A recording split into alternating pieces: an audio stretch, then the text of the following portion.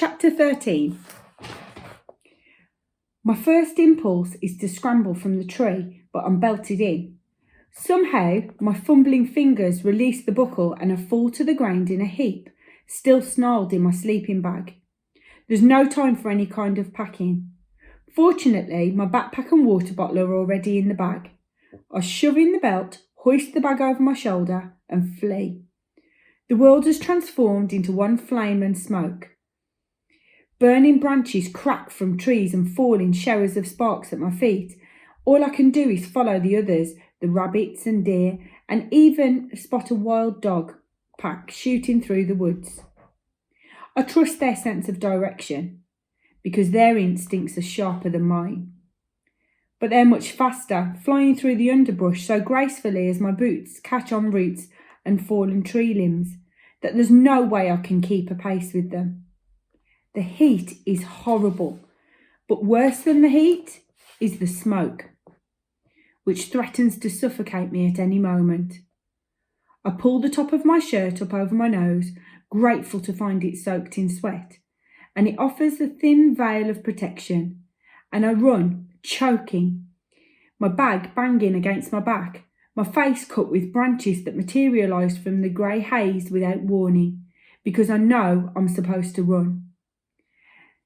This was no tribute's campfire gone out of control, no accidental occurrence. The flames that bear down on me have an unnatural height, a uniformity that marks them as human-made, machine-made, game-maker-made. Things have been too quiet today. No deaths, perhaps no fights at all, and the audience in the capital will be getting bored, claiming that these games are verging on dullness. This is the one thing the games must not do. It's hard to follow the game maker's motivation. There is a career pack, and then there are the rest of us, probably spread far and thin across the arena. This fire is designed to flush us out, to drive us together. It may not be the most original device I've seen, but it's very, very effective. I hurdle over a burning log, not high enough.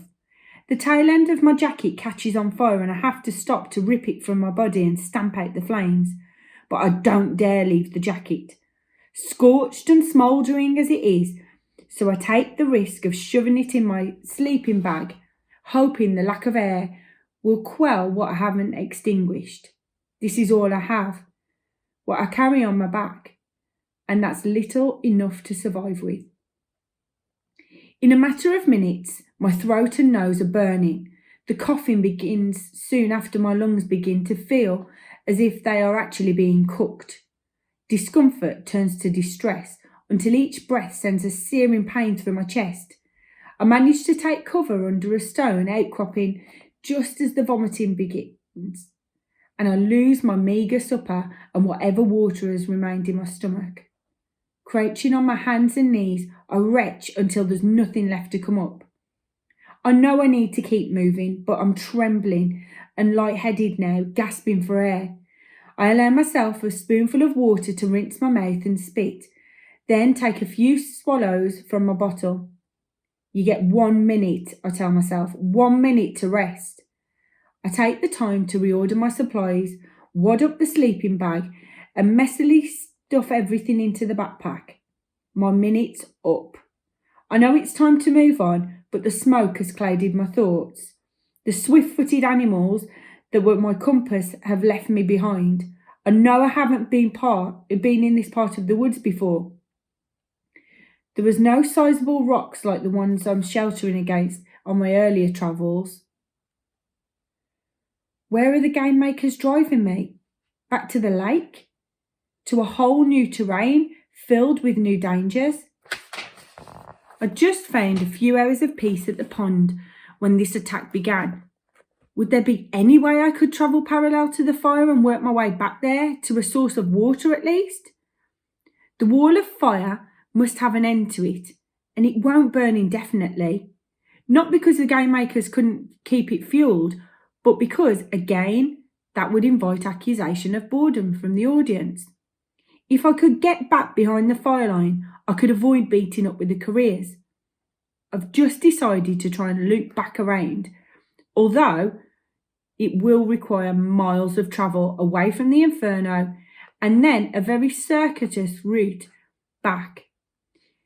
When the first fireball blasts into the rock about 1/2 metre from my head, I spring out from under the ledge, energised by renewed fear. This game has taken a twist. The fire was just to get us moving, and now the audience will get to see some real fun. When I hear the next hiss, I flatten on the ground, not taking time to look. The fireball hits the tree off to my left, engulfing it in flames. To remain still is death. I'm barely on my feet before the third ball hits the ground where I was lying, sending a pillar of fire up behind me. Time loses meaning now, as I have to frantically try and dodge the attacks. I can't see where they're being launched from, but it's not a hovercraft. The angles are not extreme enough. Probably this whole segment of the woods has been armed with precision launchers that are concealed in trees or rocks. Somewhere in a cool and spotless room, a game maker sits at a set of controls, fingers on the triggers that could end my life in a second. All that's needed is a direct hit. Whatever vague plan I had conceived regarding returning to my pond is wiped from my mind as I zigzag and dive and leap to avoid the fireballs. Each one is only the size of an apple, but packs tremendous power of contact. Every sense I have goes into overdrive as I need to survive takes over. There's no time to judge if a move is the correct one. When there's a hiss, I act or die. Something keeps me moving forward though. A lifetime of watching the Hunger Games lets me know that certain areas of the arena are rigged for certain attacks, and that if I can just get away from this section, I might be able to move out of reach of the launchers. I might also then fall straight into a pit of vipers, but I can't worry about that now. How long I scramble along dodging the fireballs, I can't say, but the attacks finally begin to abate, which is good, because I'm retching again. This time it's an acidic substance that scalds my throat and makes its way to my nose as well. I'm forced to stop as my body convulses, trying desperately to rid itself of the poisons I've been sucking in during the attack. I wait for the next hiss, the signal to bolt, and it doesn't come. The force of retching has squeezed tears out of my stinging eyes. My clothes are drenched in sweat. Somehow, through the smoke and vomit, I pick up the scent of a singed hair. My hand fumbles to my braid, and a fireball has seared off at least 15 centimetres of it. Strands of blackened hair crumble in my fingers. I stare at them, fascinated by the transformation when the hissing registers. My muscles react, only not fast enough this time. The fireball crashes to the ground at my side, but not before it skids across my right calf. Seeing my trouser leg on fire sends me over the edge. I twist and scuttle backwards on my hands and feet, shrieking, trying to remove myself from the horror. When I finally gain enough sense, I roll the back leg back and forth on the ground, which stifles the worst of it. But then, without thinking, I rip away the remaining fabric with my bare hands. I sit on the ground a few metres from the blaze set off by the fireball. My calf is screaming, my hands covered in red welts. I'm shaking too, hard to move. If the game makers want to finish me off, now is the time. I hear Cinna's voice, carrying images of rich fabric and sparkling gems. Katniss, the girl who was on fire. What a good laugh the game makers must be having over that one. Perhaps Cinna's beautiful costumes have even brought on this particular torture for me. I know he couldn't have foreseen this. Must be hurting for me because, in fact, I believe he cares about me. But all in all, maybe just showing up stark naked in that chariot would have been safer for me. The attack is now over. The game makers don't want me dead. Not yet, anyway. Everyone knows they could destroy us all within seconds of the opening gong. The real sport of the Hunger Games is watching the tributes kill one another, and every so often they do kill a tribute just to remind the players that they can. But mostly, they manipulate us into confronting one another face to face, which means if I'm no longer being fired at, there's at least one other tribute close at hand. I would drag myself to a tree and take cover now if I could, but the smoke is still thick enough to kill me. I make myself stand and begin to limp away from the wall of flames that lights up the sky. It does not seem to be pursuing me any longer, except with its stinking black clouds. Another light, daylight, begins to softly emerge. Swirls of smoke catch the sunbeams. My visibility is poor, and I can see maybe 15 metres in any direction. A tribute could easily be concealed from me here. I should draw my knife as a precaution, but I doubt my ability to hold it for long.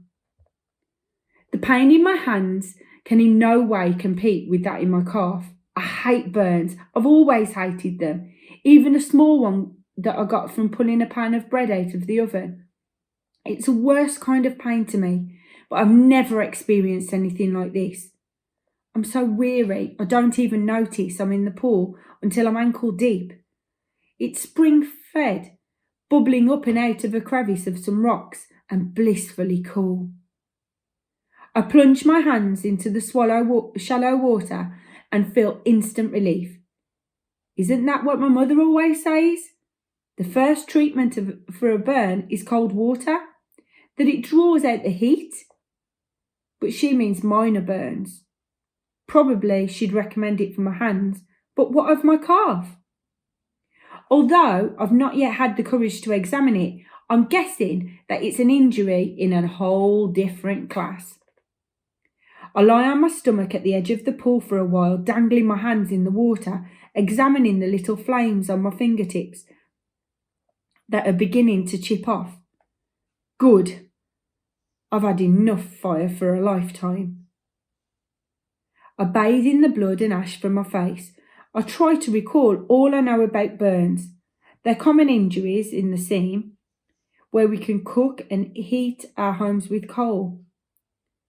Then there are mine accidents. A family once brought in an unconscious young man, pleading with my mother to help him. The district doctor who's responsible for treating the miners had written him off and told the family to take him home to die, but they wouldn't accept this. He lay on our kitchen table, senseless to the world, and I got a glimpse of the wound in his thigh, gaping, charred flesh, burned, clear down to the bone. Before I ran from the house, I went to the woods and hunted the entire day, haunted by the gruesome leg and memories of my father's death. What's funny was Prim, who's scared of her own shadow, stayed and helped. My mother says healers are born, not made. They did their best, but the man died, just like the doctor said he would.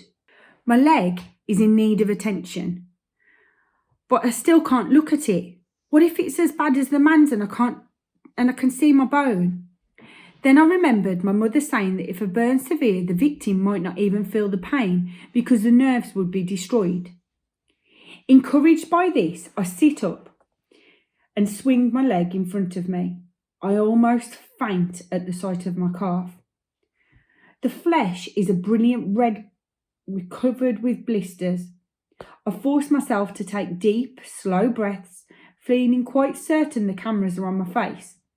I can't show weakness at this injury. Not if I want help. Pity it does not get you aid. Admiration at your refusal to give in does. I cut the remains of the trouser leg off at the knee and examined the injury more closely. The burned area is about the size of my hand. None of the skin is blackened. I think it's not too bad to soak. Gingerly, I stretch out my leg into the pool, propping the heel of my boot on a rock so the leather doesn't get too sodden, and sigh, because this does offer some relief. I know there are herbs, if I could find them, that would speed the healing, but I can't quite call them to mind. Water and time will probably be all I have to work with. Should I be moving on? The smoke is slowly clearing, but still too heavy to be healthy. If I do continue away from the fire, won't I be walking straight into the weapons of the careers? Besides, every time I lift my leg from the water, the pain rebounds so intensely, I have to slide it back in. My hands are slightly less demanding. They can handle small breaks from the pools, so I slowly put my gear back in order. First, I fill my bottle with the pool water, treat it, and when enough time has passed, I begin to rehydrate my body. After a time, I force myself to nibble on a cracker, which helps settle my stomach. I roll up my sleeping bag, except for a few black marks. It's relatively unscathed. My jacket's another matter. Stinking and scorched, at least 30 centimetres of the back beyond repair. I cut off the damaged area, leaving with me a garment that comes just about to the bottom of my ribs. But the hood's intact and it's far better than nothing. Despite the pain, drowsiness begins to take over. I take to a tree to try and rest, except it'd be too easy to spot.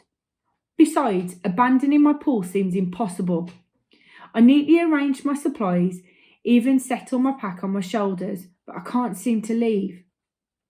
I spot some water plants with edible roots and make a small meal with my last piece of rabbit. Sip water.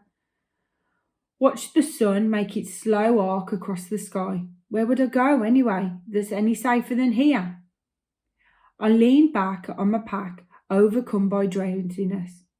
If the careers want me, let them find me, I think, before drifting into a stupor. Let them find me. And find me they do. It's lucky I'm ready to move on, because when I hear the feet, I have less than a minute head start. Evening has begun to fall, and the moment I awake, I'm up and running, splashing across the pool, flying into the underbrush. My leg slows me down, but I sense my pursuers are not as speedy as they were before the fire either. I hear their coughs, their raspy voices calling to one another. Still, they're closing in, just like a pack of wild dogs, and so I do what I've done for the whole of my life in such circumstances. I pick a high tree and I begin to climb. If running hurt, climbing is agonising, because it requires not only exertion but direct contact of my hands on the tree bark. I'm fast though, and by the time they've reached the base of the trunk, I'm 6 metres up. For a moment we stop and survey one another. I hope they can't hear the pounding of my heart. This could be it, I think.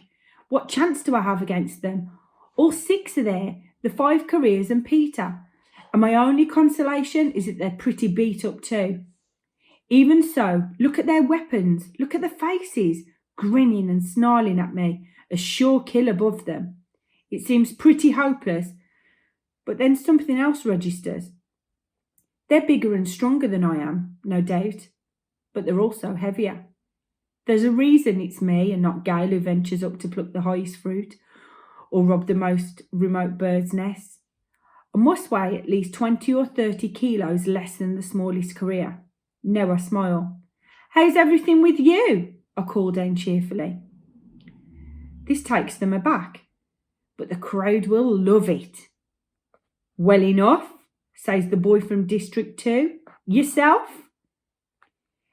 "It's been a bit warm for my taste," I say. I can almost hear the laughter from the Capitol. "The air's better up here. Why don't you come on up?" "Think I will," says the same boy. "Here, take this, Cato," says the girl from District 1, and she offers him the silver bow and sheath of arrows. "My bow? My arrows!" Just the sight of them makes me so angry I want to scream at myself, and that traitor Peter for distracting me from having them. I try to make eye contact with him now, but he seems to be intentionally avoiding my gaze as he polishes his knife with the edge of his shirt. "No," says Cato, pushing the bow away. I'll do better with my sword. I can see the weapon, a short, heavy blade at his belt. I give Cato time to hoist himself into the tree before I begin to climb again. Gail always says I remind him of a squirrel, the way I can scurry up even the slenderest limbs. Part of it's my weight, but part of it's practice. You have to know where to place your hands and feet. I'm another 9 metres in the air when I hear a crack and look down to see Cato flailing as he and a branch go down. He hits the ground hard, and I'm hoping he's possibly broke his neck, but then he gets back to his feet, swearing like a fiend. The girl with the arrows, Glimmer, I hear someone call her. Ugh! The names the people in District 1 give their children are so ridiculous anyway. Glimmer scales the tree until the branches begin to crack under her feet, and then has the good sense to stop. I'm at least 25 metres high now. She tries to shoot me, and it's immediately evident that she's incompetent with a bow. One of the arrows gets lodged in the tree near me, though, and I'm able to seize it. I wave at it teasingly above her head, as if the sole purpose of retrieving it, when I actually mean to use it if I ever get the chance. I could kill them, every one of them, if one of those silver weapons were in my hand.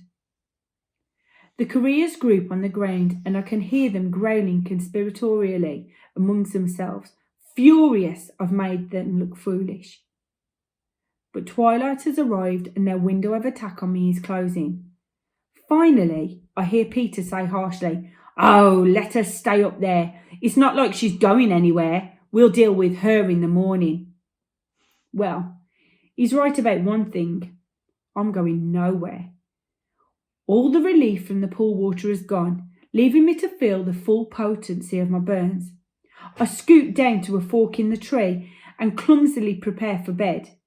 Put on my jacket, lay out my sleeping bag, belt myself in, and try to keep from moaning. The heat of the bag's too much for my leg. I cut a slash in the fabric and hang half my calf out into the open air. I drizzle water on the wound, my hands. All my bravado is gone. I'm weak from pain and hunger, but I can't bring myself to eat. Even if I can last the night, what will the morning bring? I stare at the foliage, trying to will myself to rest, but the burns forbid it. Birds are settling down for the night, singing lullabies to their young. Night creatures emerge. An owl hoots. The faint scent of a skunk cuts through the smoke. The eyes of some animal peer at me from the neighbouring tree. A possum, maybe, catching the firelight from the careers' torches. Suddenly, I'm up on one elbow. Those are no possum's eyes. I know that their glassy reflection too well. In fact, those are not animal eyes at all. In the last dim rays of light, I make her out, watching me silently from between the branches. Rue. How long has she been there? The whole time, probably. Still and unobserved as the action unfolded beneath her. Perhaps she's headed up her tree shortly before I did, hearing the pack was so close. For a while we hold each other's gaze. Then, without even rustling a leaf, her little hand slides into the open and points to something above my head.